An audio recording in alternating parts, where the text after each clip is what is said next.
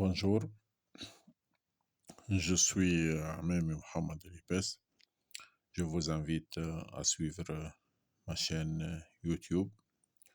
Vous trouvez des vidéos sur différents domaines, donc de la physique orientée pour les classes préparatoires principalement.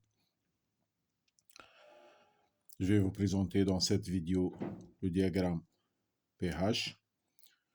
Le diagramme pH est un diagramme thermodynamique qui sert à étudier les machines thermiques avec changement d'état. Comment elles sont représentées ce diagramme? Donc, on trace sur l'axe des Y soit la pression, soit logarithme à base 10 de la pression. Et sur l'axe des abscisses, on trace H. Donc, on trouve une courbe qui a cette forme.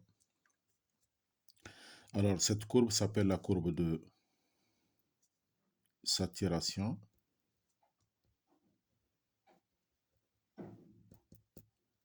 En haut, la courbe, il y a le point critique. À droite, ici, on trouve la vapeur sèche. C'est la zone où il y en a le gaz. Ici, à gauche, il y a le liquide sous refroidi. Et sous la courbe, ici, il y a l'équilibre liquide-vapeur. Donc ici, le système est déphasé. Alors, cette partie de la courbe, elle s'appelle la courbe d'ébullition. Et l'autre partie, à partir de C jusqu'à là, donc s'appelle la courbe de Rosé. Maintenant, quelles sont les transformations qui sont représentées sur ce diagramme? On commence par l'isobar de pression égale constante. Dans le diagramme pH, l'isobar est tout simplement représenté par une droite horizontale. Alors, comment lire la valeur de P ici, si l'échelle est logarithmique? Alors, si j'en ai par exemple ici la valeur 1, ici la valeur 10, comment lire la valeur de P ici? Tout simplement, je calcule la distance qui sépare 1 de 10, donc la décade. Logarithme de 10 moins logarithme de 1, qui correspond à 1 cm. Je mesure ça avec la règle. Puis, logarithme de P moins logarithme de 1. Donc, je mesure la distance entre 1 et P. Ça correspond à B cm. Et donc, log de P est égal tout simplement à B sur A. Et donc, P égale 10, exposant B sur A, bien sûr, en barre. Voilà comment déterminer la pression pour une valeur donnée si l'échelle est logarithmique. Maintenant, la seconde transformation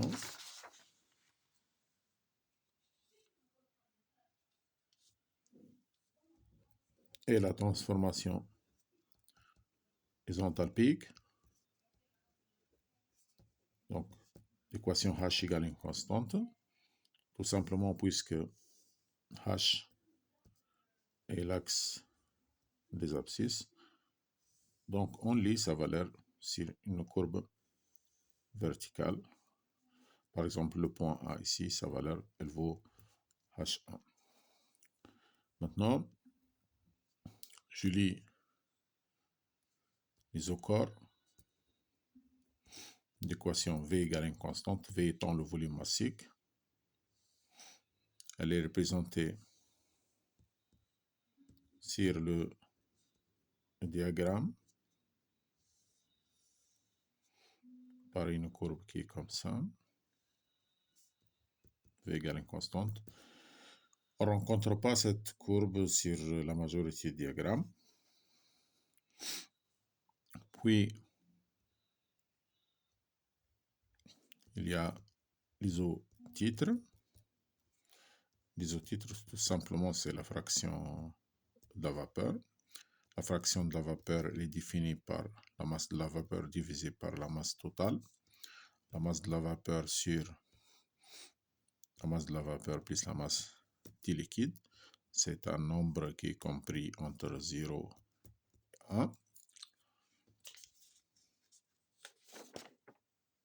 On retrouve des courbes isotitres dans le domaine diphasé.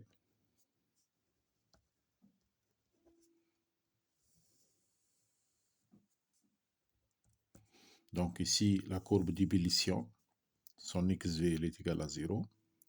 La courbe de rosée, son XV égale à 1. Ici, nous avons sur la courbe, nous avons ici la vapeur, le liquide saturé. Sur notre courbe de rosée, nous avons la vapeur saturée. Et entre les deux, dans le domaine diphasé, donc, nous trouvons les différentes isotitres, donc qui se rencontrent tous au point critique. Maintenant,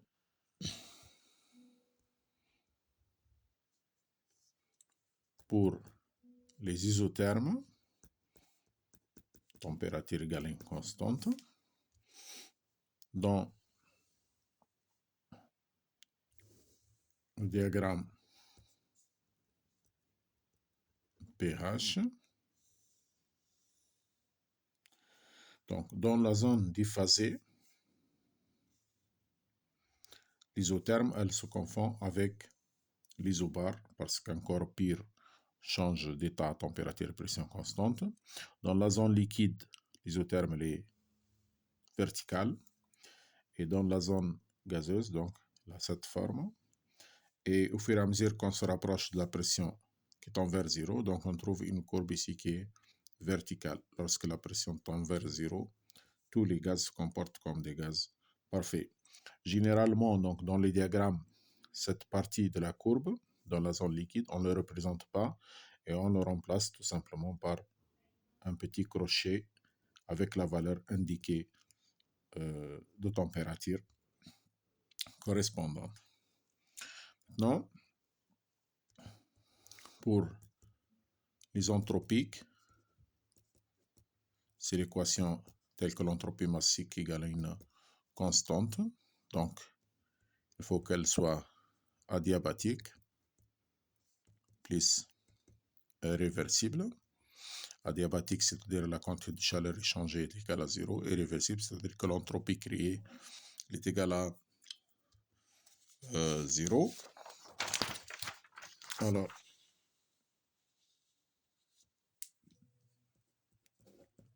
les isentropiques, donc, sont représentés par des portions de droite croissantes. Et au fur et à mesure qu'on se déplace de la droite vers la gauche, vers la zone liquide, donc la pente devient plus grande. Et lorsque je suis dans la zone ici liquide, on a une droite qui est presque verticale. C'est-à-dire que dans cette zone liquide, S égale à une constante, l'équation S égale à une constante et H égale à une constante qu'on lit directement sur la courbe, et T égale à une constante, et sont confondues. Lorsque, bien sûr, on a une évolution isentropique, par exemple de l'état 1 vers l'état 2, hein, l'évolution suit donc la courbe telle que S égale à une constante. Maintenant, si je prends un cycle réfrigérateur, par exemple,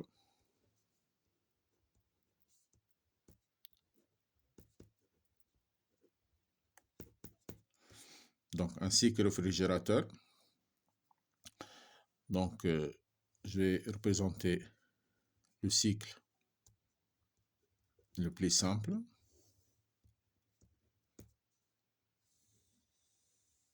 Qui consiste en une transformation d'un état 1 vers état 2. Donc ça, c'est la compression. Donc elle se fait dans le compresseur. L'évolution, elle suit une droite, donc d'équation S égale à constante.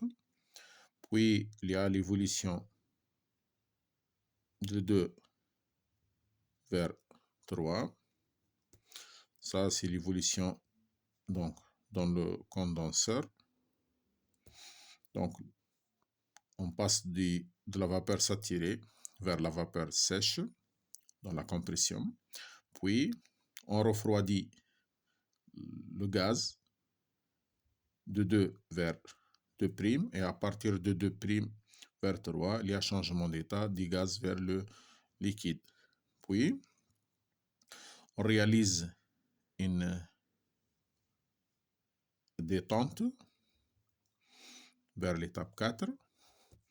Ici, le passage de 3 à 4, c'est une détente qui se fait à enthalpie constante. Donc, c'est une détente de Joule-Thomson qui se fait dans le détendeur.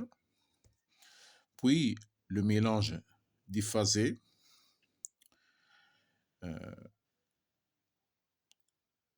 va rentrer dans l'évaporateur où il va subir le changement d'état vers la phase gazeuse. Pour ce cycle simple, comment calculer l'efficacité de la machine? L'efficacité, tout simplement, c'est QF, ce qu'on gagne de la machine, sur ce qu'on dépense pour faire fonctionner la machine, donc fonctionner ici le compresseur. Donc, pour déterminer l'efficacité de la machine, on peut lire donc les échanges thermiques directement donc, sur le diagramme. Donc, QF, tout simplement, c'est la section qui se trouve dans l'évaporateur donc de 4 vers 1. Donc, c'est cette surface. Cette surface, c'est QF. Donc, ici, je vais noter H1, ici H4. Donc, QF, elle est égale à H1 moins H4 sur le travail, tout simplement fourni au compresseur. C'est l'évolution de 1 à 2. Donc, c'est H2 moins H1. Donc, c'est cette surface qui représente donc le travail. Et donc, on retrouve l'efficacité de la machine ou du réfrigérateur qui est étudié. Voilà.